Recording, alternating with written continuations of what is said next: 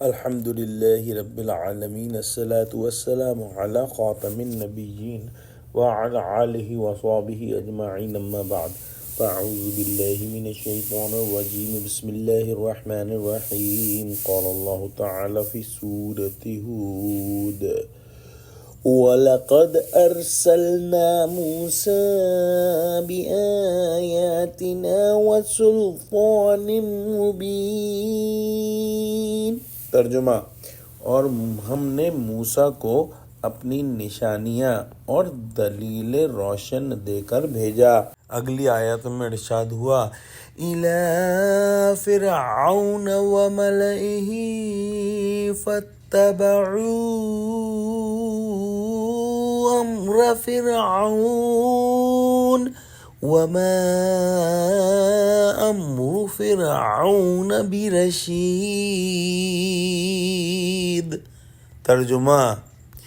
یعنی فرعون اور اس کے سرداروں کی طرف تو وہ فرعون ہی کے حکم پر چلے،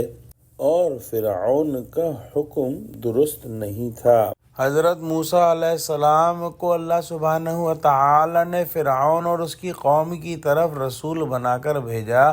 اور ان کو کئی نشانیاں دکھائیں، اور ان نشانیوں میں ایک جو بڑی نشانی تھی وہ حضرت موسیٰ علیہ السلام کا عصا تھا، جس کے ذریعے سے جادوگر مغلوب ہو کر سجدے میں گرا دیے گئے تھے، اور بھی عصا نے بہت سے معجزات دکھائے۔ لہٰذا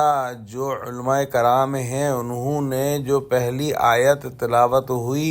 اس میں نشانیوں سے مراد 9 نشانیاں لیا ہے، اور سلطان مبین جو ارشاد فرمایا اس سے مراد حضرت موسیٰ علیہ السلام کا عصا لیا ہے، واللہ اعلم۔ لیکن ان تمام تر نشانیوں کو دیکھنے کے باوجود